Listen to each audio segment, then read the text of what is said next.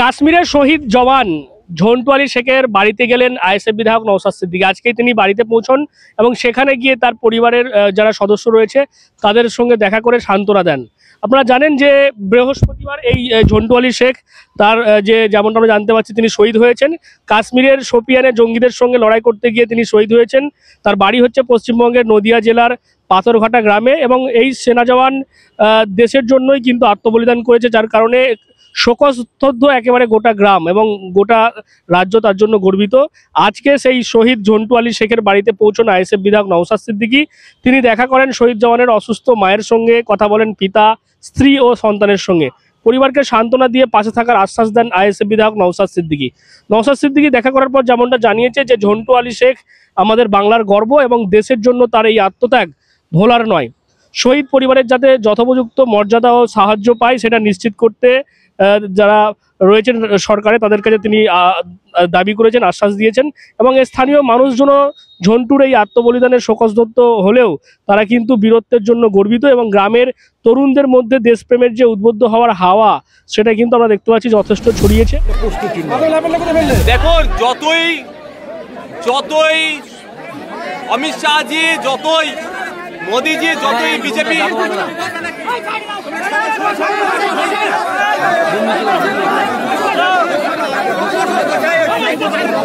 যতই এরা বলুক না কেন, 370 বিলোপের পরে নাকি কাশ্মীরে শান্তি ফিরেছে, নোটবন্দি পরে নাকি জঙ্গিদের কোমর ভেঙেছে। দুর্ভাগ্য আমাদের, গত 2 দিন আগে যে বর্বরোচিত আক্রমণ হয়েছে, সন্ত্রাসবাদী আক্রমণ হয়েছে, সেটাকে আটকাতে এই মোদী অমিত শাহজির দ্বারা যে বিজেপি সরকার চলছে সম্পূর্ণরূপে ব্যর্থ হয়েছে। কাশ্মীরের মানুষ রাস্তায় নেমেছে, যে সন্ত্রাস সংগঠিত হয়েছে এর বিরুদ্ধে নেমেছে। এটা আমাদের প্রত্যেকের জন্য একটা পজিটিভ। গত 35 বছরে যেভাবে কাশ্মীরের মানুষ বন্ধ আমরা অনেক দেখেছি, কিন্তু সাধারণ পর্যটকের উপরে যেভাবে হামলা হয়েছে, যেভাবে সন্ত্রাস সে আক্রমণ হয়েছে, এর প্রতিবাদে যেভাবে রাস্তায় নেমেছে, এটা আমাদের প্রত্যেককে কিন্তু ভাবাচ্ছে। কিন্তু দুর্ভাগ্যের বিষয়, এই হামলাকে কেন্দ্র করে ধর্মীয় বিভাজনে ব্যস্ত কেন্দ্রের বিজেপি সরকার যেমন এবং বিভিন্ন জায়গায় বিজেপিরা, কিন্তু সাধারণ মানুষকে এই প্রশ্ন তোলার মাইন্ডকে ডাইভার্ট করে দিচ্ছে যে ওখানে বিভিন্ন লেয়ারের সিকিউরিটি থাকে, তারপরেও কিভাবে দীর্ঘক্ষণ ধরে ওখানে সন্ত্রাসী কার্যকলাপ চালালো ওই সমাজ বিরোধীগুলো, মানবতার বিরোধী খুনিগুলো। ওই খুনিগুলোকে খুঁজে বার করতে হবে। সে পাকিস্তানে যে লুকোক আর আফগানিস্তান আর আমেরিকায় একটা খুনি না ছাড় পায়। যে খুনির মধ্যে 25-এর ওপরে আমার ভাইকে খুন করেছে, আমার এক ভাই ঝন্টু ভাইকেও যারা খুন করেছে, একটাও না ছাড় পাই। খুঁজে বার করে 56 ইঞ্চি অনেক গল্প শুনিয়েছি, এবার সময় এসেছে সত্যিকার 56 ইঞ্চি না 16 ইঞ্চি তার প্রমাণের খুঁজে বার করতে হবে। একটাও না ছাড় পায়। কিভাবে আসলো, কাদের সহযোগিতা পেল? কারণ এরা আপনার সীমান্ত থেকে যথেষ্ট দূরে ওই জায়গাটা পেহেলগাঁও। ওই পেহেলগাঁওতে বছরে বিভিন্ন সময়ে প্রচুর টুরিস্ট যায়। আমরা কাশ্মীরে যতটুকু জানি, আমরা কি দেখি যে 5 মিটার 10 মিটার ছাড়া ছাড়া আর্মি থাকে, সেনা থাকে। তাহলে দীর্ঘক্ষণ ধরে অপারেশন চালালো, কোনো সেনা ছিল না। এবং শুধু আমার কথা নয়, আমি ভিডিও আপনাদের মাধ্যমেই দেখছিলাম, একজন দাবি করছে যে তার ভাই দীর্ঘক্ষণ ধরে গুলি খেয়ে পড়ে আছে ট্রিটমেন্টের জন্য, বা ওখানকার প্রশাসনের থেকে এসে পৌঁছায়নি। প্রায় আধ ঘন্টা 45 মিনিট, কেউ বলতে 1.5 ঘন্টা পরে আসছে। তাহলে ভাবতে পারা যাচ্ছে না। বাংলা নববর্ষ ও অক্ষয় তৃতীয়া উপলক্ষে Senco gold and diamond Dankuni শাখা নিয়ে এলো এক আকর্ষণীয় অফার। প্রতি গ্রাম সোনার গহনা কেনাকাটায় পেয়ে যান 250 টাকা পর্যন্ত ছাড়। হীরের গহনার মূল্যের উপর 10% পর্যন্ত ছাড়। হীরের গহনার মেকিং চার্জ মাত্র 1 টাকা। পুরনো সোনার বিনিময়ের ক্ষেত্রে শুদ্ধতার উপরে কোনো শতাংশ বাদ না দিয়ে পেয়ে যান শুদ্ধতার পুরো মূল্য। তাই আর দেরি কেন, চলে আসুন আমাদের সেনকো গোল্ড অ্যান্ড ডায়মন্ডের ডানকুনি শোরুমে। ঠিকানা TN মুখার্জি রোড, লালবাবা বাস স্ট্যান্ডের কাছে, ডানকুনি, হুগলি।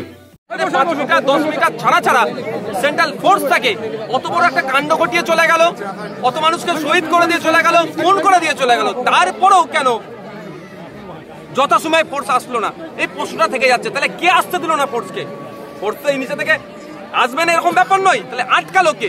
এই তদন্তগুলো হওয়া দরকার। তবে তদন্ত কতটা হবে আমি সন্দেহ আছি, কারণ 2019 সালে আমরা দেখেছিলাম যখন বিজেপি সরকার টলমল করছিল, বিজেপি সরকার ক্ষমতায় নাও আসতে পারে দ্বিতীয়বারের জন্য, তখন আমরা কি দেখলাম যে পুলওয়ামার অ্যাটাক হয়েছিল। পুলওয়ামার অ্যাটাকে শুনেছিলাম 350 কেজির কাছাকাছি নাকি RDX নিয়ে এসেছিল এবং আমাদের দেশের 40টা সেনা শহীদ হয়েছিল।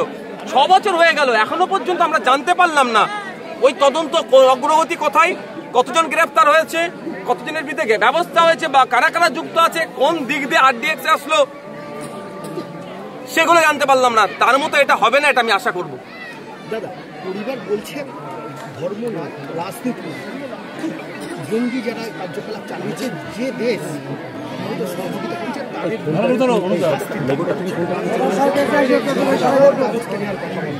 পরিবারের যে কথা বলেছেন, আমি পরিবারের কথার উপরে কথা বলবো না। পরিবার তার জায়গায় দাঁড়িয়ে বলেছেন, অবশ্যই সাথে আমি শুধু একটু অ্যাড করব। প্রথম কথা হচ্ছে, যারা এই জঙ্গি কার্যকলাপের প্ররোচনা দিচ্ছে তাদেরকে খুঁজে বার করে ছাড়লে হবে না। কোন দেশ থেকে হচ্ছে, কি দেশের মাটি থেকে কেউ যোগান দিচ্ছে সেটাও খুঁজে বার করতে হবে। সেটা দ্বিতীয় কথা যেটা হচ্ছে যে পরিবারের লোক তার জায়গা থেকে ঠিক বলেছে, রাজনীতি করার সময় নয়। আমি একজন রাজনৈতিক নেতা হিসেবে বলতে পারি, এখনই সরকারকে চেপে ধরার সময়, যে এর পরে না কোনো ঘটনা ঘটে। সরকার যদি এখন সজাগ হয়, প্রশাসনকে যদি সজাগ করে, পরবর্তীতে এরকম আর ঘটনা ঘটবে না। আর না হলে কোনো জায়গায় আপনার পর্যটন কেন্দ্রে যাবে, এই ধরনের লাশ হয়ে ফিরে আসবে, এটা তো মেনে নেওয়া যায় না। আমাদের নাগরিকের উপরে আক্রমণ হয়েছে। আমি তো প্রশ্ন সরকারকে করব, আমি তো বিরোধীদেরকে করতে পারি না, সাধারণ মানুষকে করতে পারি না, মিডিয়াকে তো করতে পারি না। আমি প্রশ্ন করবো সরকারকে, আপনি ব্যর্থ হয়েছেন, এই ব্যর্থতার দায় আপনাকে স্বীকার করতে হবে এবং ইনশিওর করতে হবে আগামী দিনে এটা হতে দেব না। তখনই আপনার কথাটা ইনশিওর হিসাবে আমি ধরবো, যখন যারা এই কাণ্ডের সাথে যুক্ত, সে পাকিস্তানের অলিতে গলিতে ঢুকে থাকলে তাকে খুঁজে বার করে আনতে হবে, কোনো ছাড় হবে না। এই যে দলীয় বৈঠক হয়েছে কালকে, সরকারের এখন পর্যন্ত যা সিদ্ধান্ত, তা নিয়ে কি বলবেন? আমিও সহমত। সরকার, আমি একটা আঞ্চলিক দলের একটা ছোট্ট এমএলএ, একজন সংযুক্ত মোর্চার একজন এমএলএ হিসাবে আমিও দাবি করব। GB Global School, situated in Dankuni at Kolachhora. এখানে অত্যাধুনিক প্রযুক্তিতে স্মার্ট বোর্ডের মাধ্যমে বাচ্চাদের নতুন যুগের শিক্ষায় উদ্বুদ্ধ করা হয়। We also have an enriching library and well-equipped computer lab. মনোগ্রাহী গল্পের ঝুড়ি তাদের নিয়ে যায় এক কল্পনার রাজ্যে। Our indoor playroom helps students develop their motor skills. নাচের ছন্দে খুদেরা মাতোয়ারা। In the lush green playground, students are fun and make new friends. আর এভাবেই বেজে যায় ছুটির ঘন্টা। কেন্দ্র সরকার এখন অল আউটে যাক, জঙ্গি নিকাশের জন্য তিনি পদক্ষেপ গ্রহণ করুক, এটা চাইবো। তবে আমি প্রথম দিন থেকে বলেছি, এটা আমাদের কাছে একটা বড় চ্যালেঞ্জ। এই চ্যালেঞ্জটা পার করতে গেলে সকলকে একসাথে কাঁধে কাঁধে মিলাতে হবে। সকলকে কাঁধে কাঁধ মিলিয়ে চ্যালেঞ্জ হচ্ছে ভারতবর্ষ থেকে, দেশ থেকে সন্ত্রাসবাদকে নির্মূল করতে হবে। এই যে অভিযোগ উঠছে যে আদানি পোর্ট থেকে এই যে জঙ্গিদের সহযোগিতা করা হয়েছে, অভিযোগ উঠছে, এটা একটা ভয়ঙ্কর অভিযোগ আমি দেখছিলাম মিডিয়ার মাধ্যমে। এটা হওয়া দরকার, তদন্ত হওয়া দরকার। এগুলো তদন্ত সাপেক্ষ, যে কোথা থেকে আসলো, আর্থিক সহযোগিতা কে করলো। দেখুন, শুনছি AK-47 গ্রেনেড নিয়ে এবং সাথে সাথে গ্রেনেড এনেছিল 5টা AK-47 এই কটা শুনছি, সেটা মিডিয়ার মাধ্যমে জানতে পারছি। ওগুলা ছোট পিস্তল নয় তো, ব্যাগের মধ্যে পকেটের মধ্যে ঢুকিয়ে নিয়ে চলে আসবে। তাহলে AK-47টা তাহলে নিয়ে আসলো কোথা থেকে, কারা নিয়ে আসলো, নিয়ে আসার সহযোগিতা কে করলো, এগুলো তদন্ত সাপেক্ষ, তদন্ত হওয়া দরকার। আমিও চাই তদন্ত হয়ে সত্য আসুক, যে বা যারা যুক্ত একটাও না ছাড় পায়। এই যে পর্যটক 26 জন প্রায় নিহত হয়েছেন, তাদের ক্ষতিপূরণের ব্যাপারে সরকারের এখন, আমি এখানে একটা কথা বলবো, কেন্দ্র সরকার সম্পূর্ণরূপে ব্যর্থ হয়েছে। কেন্দ্র সরকারকে পর্যাপ্ত পরিমাণে ক্ষতিপূরণের ব্যবস্থা করতে হবে এবং সাথে সাথে যে পর্যটকগুলো ওখানে গিয়ে শহীদ হয়েছে, যাদেরকে খুন করেছে, তাদের পরিবার পিছু একটা চাকরি দিতে হবে। এবং আমার ঝন্টু ভাইয়ের ছেলে আছে, একটা মেয়ে আছে, ঝন্টু ভাইয়ের পরিবারকে চাকরি সহ ছেলেটি যে IAS হওয়ার যে স্বপ্ন দেখেছে, সরকারকে সম্পূর্ণ দায়িত্ব নিয়ে IAS করার ব্যবস্থা করতে হবে। আর সরকার যদি দায়িত্ব নিতে ব্যর্থ হয়, আমি এখানে সে কথা দিয়েছি, গ্রামের মানুষের সহযোগিতা নিয়ে আমরা ছেলেটিকে IAS হওয়ার জন্য সর্বোচ্চ সহযোগিতা করব। অর্থাৎ এই ঝন্টু আলী শেখ তার যে শহীদ হয়েছে বৃহস্পতিবার, তারপরে কিন্তু গোটা দেশ তথা এই রাজ্য কিন্তু শোকস্তব্ধ। আজকে সেই ঝন্টু আলী শেখের বাড়িতে গিয়ে পৌঁছানো আইএসএফ বিধায়ক নওশাদ সিদ্দিকী। সেখানে গিয়ে তিনি পরিবারের সঙ্গে কথা বলে সান্ত্বনা দেন এবং যেমনটা আমরা জানতে পারছি যে আজকেই তাকে জম্মুর যে হসপিটাল রয়েছে, আর্মি হসপিটাল, সেখানে তাকে গান স্যালুট দেওয়া হয়েছে এবং আশা করা যাচ্ছে আগামীকাল শনিবার তার দেহ কিন্তু বাড়িতে ফিরবে এবং তারপর যে শেষ কাজ কিন্তু সম্পন্ন হবে।